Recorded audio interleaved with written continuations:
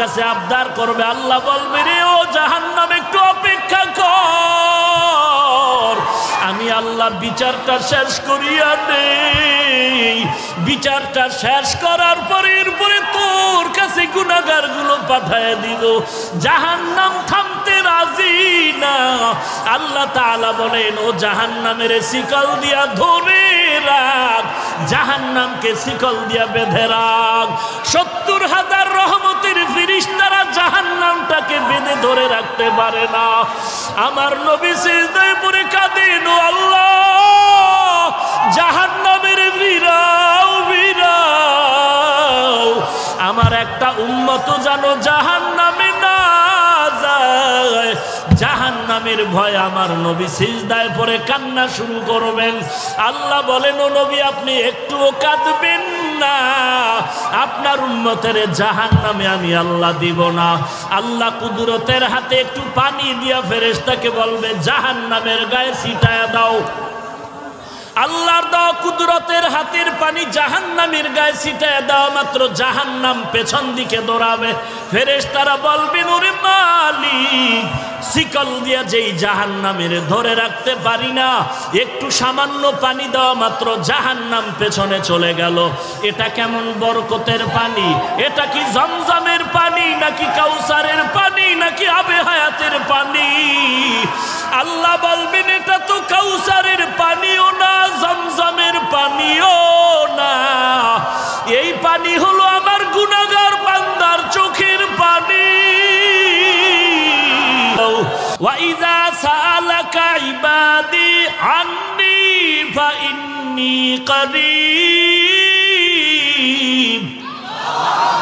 أُجِيبُ دَعْوَةَ الدَّاعِ إِذَا دَعَانِ فَلْيَسْتَجِيبُوا لِي وَلْيُؤْمِنُوا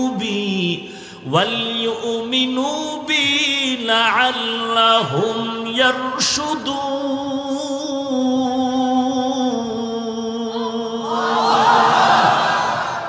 আল্লাহ তাআলা বলেন বান্দা তুই আমার কাছে চাইতে দেরি পাইতে দেরি না।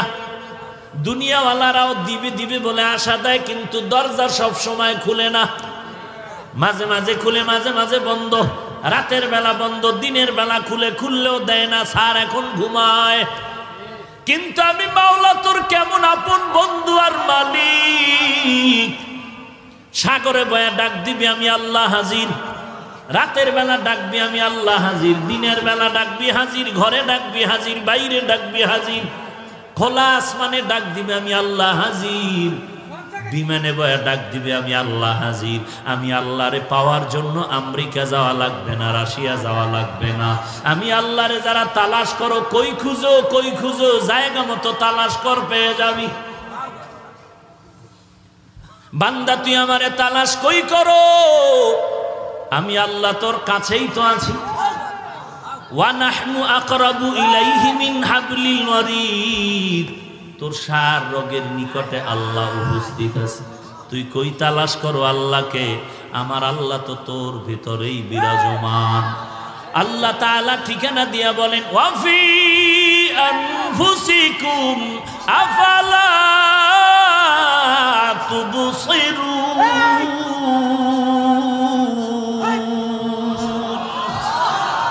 हर रंग में तू, हर बू में तू, हर जा में तू, हर दाम, हर रंग में तू, हर बू में तू, हर जा में तू, हर दाम, देखता हो जिधर चाहता हो आपके रहम करूम, देखता हो जिधर चाहता हो आपके रहम करूम।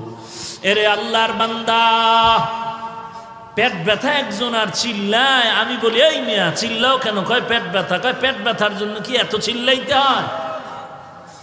हकीकत से तू दुनिया बेखबर है, दुनिया की नुमाइश पर नजर है, नमी गुयम के अज दुनिया जुदा बाश, बहर कारे के बाशी बा खुदावा। এই পাগল বুঝো না কিছু?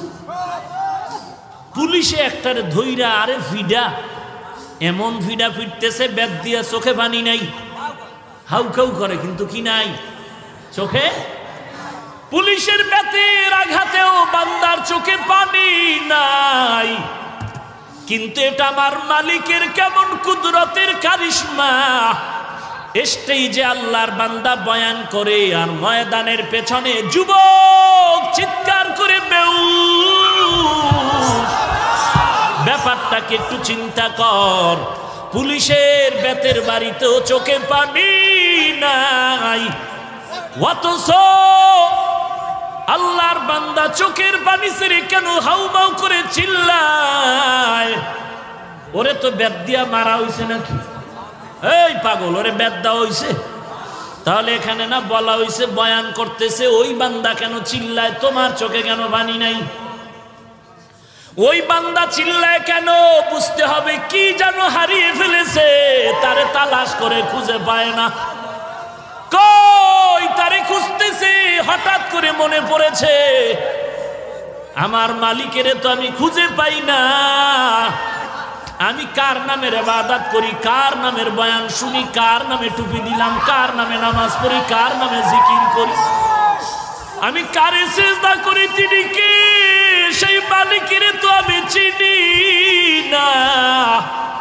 আল্লাহ তাআলা বলেন আমার পরিচয়ের স্থান হলো কোরআনের বাগান।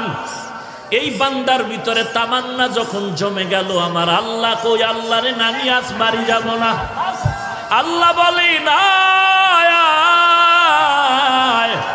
আমি আল্লাহর পরিচয়টা যদি নিতে চাও, আল্লাহওয়ালার মজলিসে বসে আমার মাওলাকে মনের মতো ডাকতে থাকো। ডাকার মতো ডাক দিবি, জবাব পেতে আর দেরি হবে না। বান্দার অন্তরে যখন হাসরের ময়দানের ধ্যান খেয়াল মুরাকাবা ঢুকে গেল, বান্দা যখন বয়ান শুনে চিন্তা করলো নেক আমলওয়ালা জান্নাতে যাবে, গুনাহগারেরা জাহান্নামে যাবে, ঘোষণা কার? আরো জোরে বলো কার? বান্দা এগুলো শুনে চিন্তা করলো নেক আমল করলে জান্নাত, জান্নাত আরামের ঘর, গুনাহ করলে জাহান্নাম, জাহান্নাম গজবের ঘর। এখন নিজে নিজে চিন্তা করে আমি নেক আমলওয়ালা নাকি গুনাহগার। হিসাব মিলায় মিলায় দেখে আমার নামাজ পড়ি, রোজা রাখি, টুপি পরি, আসলে এগুলো আল্লাহর মহব্বতের মধ্যে নাই। নামাজটা নামাজের মতো হয় না, জিকিরটা জিকিরের মতো হয় না, নামাজ নামাজের মতো পড়তে পারি না, যেইভাবে জিকির করা দরকার ওইভাবে জিকির করতে পারি না, যেইভাবে নবীর সুন্নাতের আমল করা দরকার ওইভাবে আমল করতে পারি না। তখন ধ্যান খেয়ালটা জাহান্নামের দিকে যায়, জাহান্নামের দিকে যায়। এমনভাবে চলতে থাকে, মনে হয় যেন বান্দা ধ্যান করতে করতে এমন এক হালাত তৈরি হয়, মনে হয় যেন আমার মরণটা আসিয়াই গেল, মনে হয় যেন আমি এখন কবরের মধ্যে শুয়েই পড়লাম, মনে হয় যেন আমার গুনার কারণে দুই পার্শ্বের মাটির চাপ শুরু হয়ে গেল, মনে হয় যেন আমার গুনার কারণে কবরের ভিতরে জাহান্নামের আগুন, মনে হয় যেন হাসরের ময়দানটা কায়েম হয়ে গেল, মনে হয় যেন আল্লাহ ডাক দিয়া বলে লিমানিল মুলকুল ইয়াউম লিল্লাহিল ওয়াহিদিল কাহ্হার। হাসরের ময়দান কায়েম হয়ে গেল, আমি তো নেক আমলওয়ালা না, আমি তো বড় গুনাহগার। হাসরের ময়দানে মনে হয় নবীর কথা মতে সূর্যটা মাথার উপরে নেমে আসবো, সূর্যের একটা মুখ না 12টা মুখ জমিনের মধ্যে ফিরানো। আল্লাহ অর্ডার করে সূর্য তোর যত তাপ আছে জমিনে ছাড়িয়া দে, সূর্যের তাপে জমিনটা তামা হয়ে যাবে।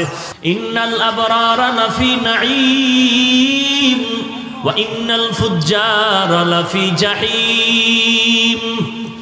নেক আমলওয়ালারা জান্নাতে যাবে, গুনাহগার যারা তারা জাহান্নামে যাবে। ঘোষণা কার?